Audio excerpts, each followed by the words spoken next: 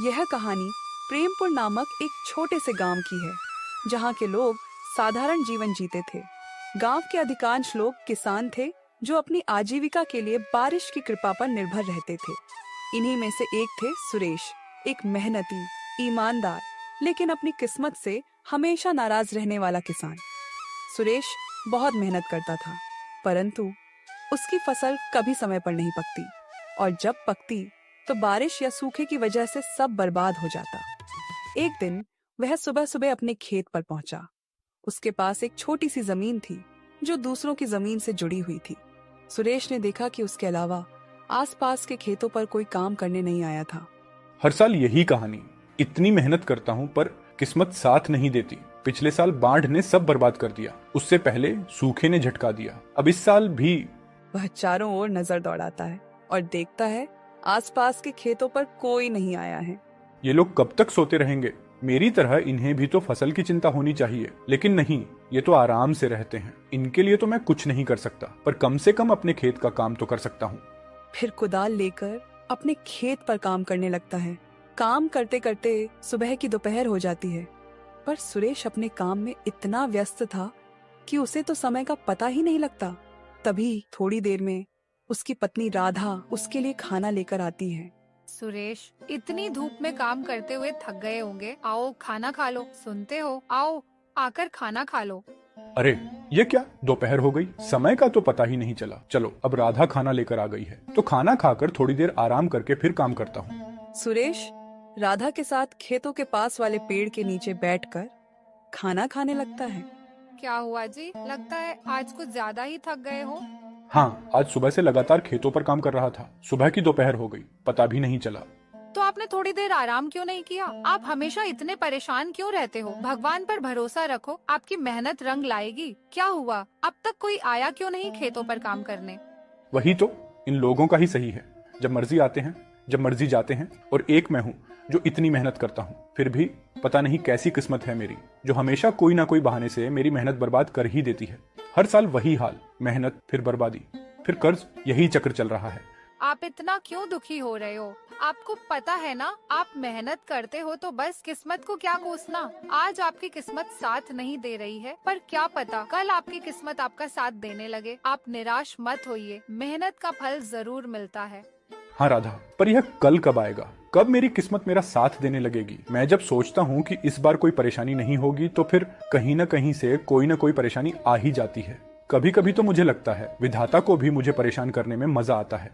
आप बस अपनी मेहनत पर ध्यान दीजिए, मुझे पूरा भरोसा है आज नहीं तो कल आप खुद मुझे कहेंगे, लगता है किस्मत मेरा साथ दे रही है।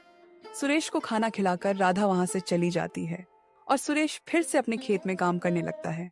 सुरेश अपने खेत में काम कर ही रहा होता है, तभी वहाँ बगल वाले खेत का मालिक मोहन आता है। सुरेश को काम करता देखकर मोहन उसे आवाज लगाता है। अरे सुरेश भाई, आज तो बहुत जल्दी आ गए लगते हो। हाँ मोहन, सुबह से ही लगा हूँ, तुम तो बहुत देर से आए। अरे भाई, मैं तो आराम से उठा, सोचा खाना खाकर ही आऊंगा, पर तुम्हारा चेहरा देखकर लगता है तुम बहुत परेशान हो। तुम्हें क्या हुआ है सुरेश भाई? खेत को देखकर लग रहा है तुम्हारा पूरा काम हो गया है, पर तुम्हारे चेहरे को देखकर लग रहा है काम अब तक शुरू भी नहीं हुआ है। नहीं भाई, ऐसी कोई बात नहीं है, वो बस अपनी किस्मत को लेकर थोड़ा परेशान था। क्या बताऊं मोहन, वही पुरानी बात, मेहनत करो फिर प्रकृति सब बर्बाद कर दे। अरे सुरेश भाई, कब तक अपनी किस्मत को कोसते रहोगे और कब तक किस्मत के भरोसे चलते रहोगे? अब किस्मत को कोसूं नहीं तो क्या करूं भाई? तुम तो जानते ही हो ना, पिछले साल बाढ़ आई, फिर सूखा पड़ गया था, और अब जब इस साल कोई प्रकोप नहीं है तो दिन ब दिन मंडी में अनाज के दाम गिर रहे हैं। भाई मुझे एक बात बताओ, हम दोनों के खेत एक दूसरे के अगल बगल में हैं, यानी तुम्हारे खेत में जो आफत आई होगी वही मेरे यहाँ भी हुई होगी, पर मैं तो नहीं कोस रहा अपनी किस्मत को। हाँ, मैं भी मानता हूँ कि किस्मत का साथ बहुत जरूरी होता है, पर सुनो भाई, मेहनत का फल जरूर मिलता है। कभी कभी हमें किस्मत को बदलने के लिए खुद कदम उठाने पड़ते हैं। मैं कुछ समझा नहीं भाई, जरा विस्तार से बताओ। सुरेश भाई, तुम खेती के अलावा क्या करते हो? मोहन भाई, मेरे पास खेती के अलावा और कोई काम नहीं है। अब मुझे तो हम हमेशा से अपनी जमीन पर ही निर्भर रहे हैं। देखो भाई, वह पहले का समय था जब खेती किसानी से तुम अपना और अपने घर वालों का पालन पोषण कर सकते थे, पर अब तुम्हें उसके अलावा भी कुछ करना पड़ेगा। मोहन भाई, खेती के अलावा क्या करूं? भाई मैं तुम्हें बताऊंगा नहीं, दिखाऊंगा। पहले तुम फटाफट से अपना सारा काम निपटा लो और मैं मेरे खेत का काम कर लेता हूँ। फिर मैं तुम्हें मेरे साथ अपने घर ले जाता हूँ, ठीक है? फिर थोड़ी देर बाद मोहन या सुरेश मोहन के घर जाने के लिए निकल पड़ते हैं। सुरेश भाई, तुम बहुत परेशान थे, इसीलिए मैं तुम्हें अपने साथ अपना यह राज बताने लाया हूँ। पर मैं जो तरीका तुमको बताऊंगा और घर पर जो चीजें तुम देखोगे वह तुम किसी और को नहीं बताओगे। तुम्हें जो दिखाने वाला हूँ उसकी मदद से तुम्हारी मेहनत कभी बर्बाद नहीं होगी, चाहे सूखा पड़े या बाढ़ ही क्यों ना आ जाए। मोहन भाई, तुम्हारा घर बाहर से तो किसी किसान का लग रहा था, पर इसके अंदर का माहौल तो किसी सेठ के घर जैसा है। भाई अभी तो कुछ नहीं है, मैं तुम्हें जो दिखाने वाला हूँ उसे देखकर तो तुम्हारे होश उड़ जाएंगे। मोहन भाई, तुम मुझे वह दिखा दो जो दिखाने लाए हो, क्योंकि तुम्हारी बातें सुन सुनकर अब मैं बेचैन होने लगा हूँ। ठीक है भाई, तुम यहीं रुको, मैं अभी वो सामान लाकर दिखाता हूँ। मोहन वहाँ से अपने दूसरे कमरे में चला जाता है और सुरेश वहीं रुककर इंतजार करने लगता है। मोहन भाई, ये क्या लाए हो अपने साथ? भाई इसी में तो है वो चीज जो तुम्हारी हर समस्या को दूर कर देगी। भाई यह क्या? ये तो चावल है। सुरेश भाई, ये कोई मामूली चावल के दाने नहीं हैं, ये मैंने चीन से मंगाए हैं। ये चीन से आए हैं नकली चावल, असली जैसे दिखते हैं लेकिन बनावटी। इन्हें अपने चावल में मिलाकर बेचो, 2 गुना मुनाफा। मैं कुछ समझा नहीं भाई, तुमने चावल के दाने चीन से क्यों मंगाए, और यह चीन के चावल मेरी किस प्रकार मदद कर सकते हैं भाई? मैंने जैसे कहा था, ये कोई मामूली चावल नहीं है। ये जो तुम मेरे घर पर साज सामान देख रहे हो सब इसके बदौलत ही आया है। जैसे कि हर बार हमारी फसल किसी न किसी कारण से बर्बाद हो जाती है तो मैं क्या करता हूँ, बची कुची फसल में इसे मिलाकर बेच देता हूँ। इससे मेरा बहुत मुनाफा होता है। मोहन भाई, ये चावल के दाने हमारे चावल के दानों से अलग है। हाँ भाई, क्योंकि ये चावल उगाए नहीं बनाए जाते हैं। ये चावल नकली है, पर इसको अगर हम दूसरे चावल में मिला दें तो किसी को पता नहीं चलता कि ये नकली चावल है और इसे बेचकर मुनाफा भी तगड़ा होता है। भाई पर यह तो गलत है। ऐसे नकली चावल कोई व्यक्ति खाएगा तो उसकी तबीयत खराब हो सकती है। ये तो लोगों के स्वास्थ्य के साथ खिलवाड़ है। हमें क्या, हमारा तो फायदा हो रहा है। जब हमारी फसल बर्बाद होती है तो कोई हमारा नुकसान नहीं पूछता। हमें तो इसे बेचकर मुनाफा मिलेगा, हम उसमें खुश। हम दूसरों की क्यों सोचें? जब हमारी फसल खराब हो जाती है, हमारे घर वाले भूखे मरते हैं तो कोई पूछने आता है क्या? तो हम क्यों दूसरों की सोचकर अपना नुकसान कराएं? नहीं भाई, यह गलत है। मैं अपने फायदे के लिए किसी की जान से नहीं खेल सकता। भले ही मैं कितनी भी तकलीफ में क्यों ना रहूं, पर मैं किसी और की जान के साथ खिलवाड़ नहीं कर सकता। नहीं मोहन, मैं ऐसा नहीं कर सकता। मैं अपने ईमान से नहीं खेलूंगा। सुरेश भाई, एक बार फिर सोच लो। ये चावल तुम्हें बहुत अमीर बना सकते हैं, और तो और इनके होते हुए तुम्हें अपनी फसल की ज्यादा चिंता भी नहीं करनी होगी। जितना भी हुआ बाकी का यह संभाल लेंगे। सुरेश मोहन के घर से निकल जाता है। सुरेश फिर से परेशान होकर अपने घर की तरफ चल पड़ता है। चलते चलते सुरेश परेशान हालत में एक पेड़ के नीचे आकर बैठ जाता है। अब क्या करूं? मैं अपने नसीब को कोसूं या नहीं? कुछ देर पहले तक लग रहा था कि मुझे कोई नई राह मिल जाएगी जो मेरी किस्मत को बदल देगी, पर आखिर हुआ वही। फिर मेरी किस्मत दगा दे गई। अब मैं क्या करूं? आखिर कब तक इस किस्मत को कोस कर काम चलाऊंगा? तभी वहाँ पास से एक पंडित जी गुजर रहे होते हैं और सुरेश को इतना परेशान देखकर उसके पास चले जाते हैं। क्या हुआ बेटा, इतने परेशान क्यों हो? नहीं पंडित जी, कोई परेशानी नहीं है। देखो बेटा, मुझसे छुपाकर क्या करोगे? तुम बहुत परेशान हो। कोई तकलीफ है तो मुझे बताओ, शायद मैं तुम्हारी कोई मदद कर सकूं। क्या सोच रहे हो बेटा? बोलो, क्या परेशानी है? एक परेशानी तो है पंडित जी। मैं मेरी किस्मत से परेशान हूँ। मुझे ऐसा लगता है वह मेरा साथ कभी नहीं देती है। पंडित जी, मैं एक मामूली किसान हूँ जिसका सारा संसार खेती बाड़ी पर निर्भर है, और मैं पूरी ईमानदारी से अपने खेत पर काम करता हूँ, पर मेरी किस्मत कभी साथ नहीं देती है। कभी बारिश मेरी फसल खराब कर देती है, कभी सूखा पड़ जाता है, और किसी साल फसल बच गई तो उस साल मंडी में फसल की दाम कम हो जाती है। पंडित जी, मेरे पुश्तैनी किसानी ही करते आ रहे हैं, और फिर मैं किसानी कैसे छोड़ दूं? और किसानी छोड़ना तो कोई तरीका नहीं है ना पंडित जी। इसी तरह अगर हर किसान परेशान होकर किसानी छोड़ दे तो लोग तो भूखे मर जाएंगे। बेटा, तो जिस तरह तुम परेशान हो उसी तरह तुम्हारे साथ वाले किसान भी तो परेशान होंगे। तो तुम सारे मिलकर कोई उपाय ढूंढो। शायद सारे लोग मिलकर कुछ सोचें तो तुम सभी की समस्या दूर हो जाए। पंडित जी, मेरे अगल बगल वालों में से तो कुछ ने दूसरा रास्ता चुन भी लिया है, खेती से पैसे बनाने का। तो तुम उनसे पूछो और उनका तरीका अपना कर देखो, शायद तुम्हारा भी काम बन जाए। पंडित जी, मैं वह रास्ता नहीं चुन सकता, मुझे वह सही नहीं लगा। क्यों बेटा, ऐसा क्या कर रहे हैं वह जो तुम्हें सही नहीं लग रहा है?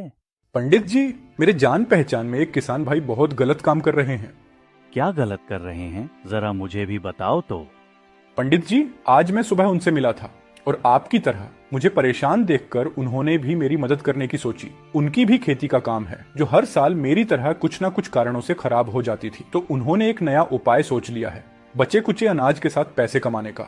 पंडित जी, उन्होंने चीन से चावल मंगा लिया है और वह उन्हें अपने बचे हुए चावल के दानों में मिला देते हैं, जिसे बेचकर वह बहुत पैसे कमा रहे हैं। हाँ तो बेटा, इसमें क्या गलत है? तुम भी चीन से मंगा लो और उन्हीं की तरह बेचो, नहीं? पंडित जी, आप शायद समझे नहीं, वो चावल जो चीन से मंगाए हैं वो मामूली चावल नहीं है, क्योंकि उन्हें उगाया नहीं बनाया जाता है।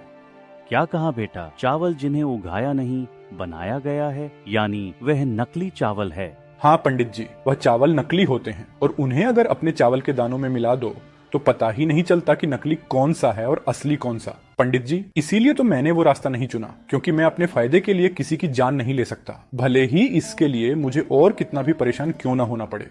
वाह बेटा, क्या खूब बात कही तुमने। तुमने अच्छा किया वह रास्ता नहीं चुनकर, क्योंकि अभी तो तुम्हें शायद फायदा हो भी जाता, पर बाद में तुम्हें तुम्हारी गलतियों पर पछताना पड़ता। हाँ बेटा, हमारी गलतियों की सजा कभी कभी हमारे परिजनों को भी भुगतनी पड़ती है। बेटा, तुमने सही फैसला लिया, नेकी का फल जरूर मिलता है। पंडित जी, अब आप ही बताइए, आखिर मैं क्या करूं? मेरी किस्मत के तारे में कैसे सुधार आए? आखिर मेरा भी परिवार है, मुझे उनका भी तो सोचना पड़ेगा।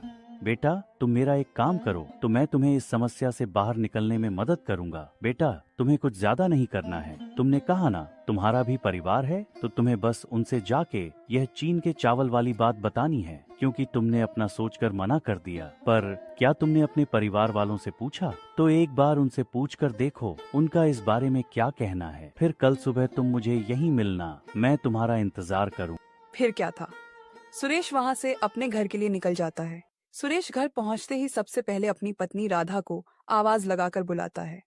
राधा, मैं खेत से आ गया हूँ, जरा यहाँ आना, तो तुमसे एक जरूरी बात करनी है।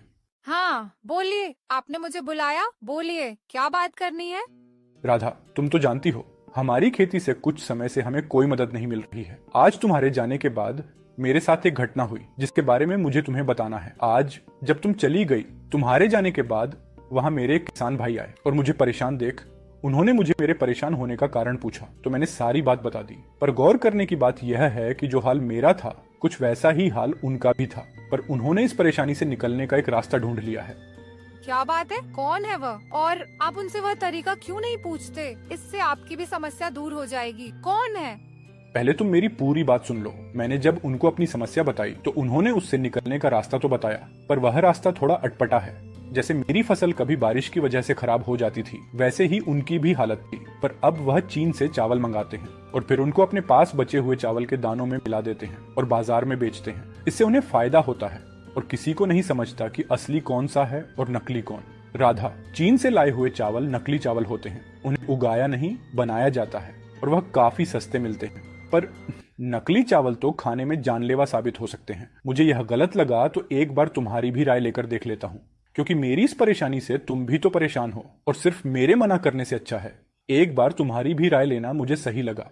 नहीं जी, हम एक बार के लिए भूखे सो जाएंगे, पर किसी के साथ ऐसा धोखा करके पैसे कमाना बहुत गलत होगा। कल उन गलतियों का भुगतान हमें किसी न किसी तरह चुकाना ही पड़ेगा। वाह राधा, मुझे आज तुम पर बहुत नाज हो रहा, क्योंकि तुम भी बिल्कुल मेरी तरह सोच रही हो। चलिए यह सब बातें छोड़िए, इन गलत बातों को अपने ऊपर हावी मत होने देना। आप और मेहनत कीजिए, देखना बहुत जल्द आपको कामयाबी मिलेगी।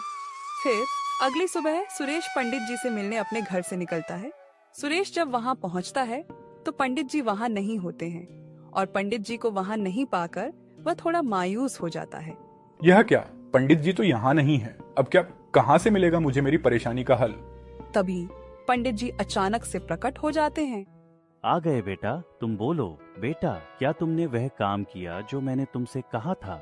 हाँ पंडित जी, मैंने मेरी पत्नी से बात की और उसे यह भी बताया कि इनसे हमें बहुत फायदा होगा, पर उसकी सोच पूरी तरह मेरी जैसी है। उसने तो यहाँ तक कहा कि हम एक समय भूखे रह सकते हैं, पर किसी के साथ इस तरह धोखा करके पैसे नहीं कमा सकते।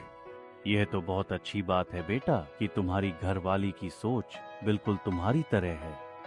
पंडित जी, अब आप मुझे कोई तरीका बताइए जिससे मेरी समस्याएं दूर हो सके।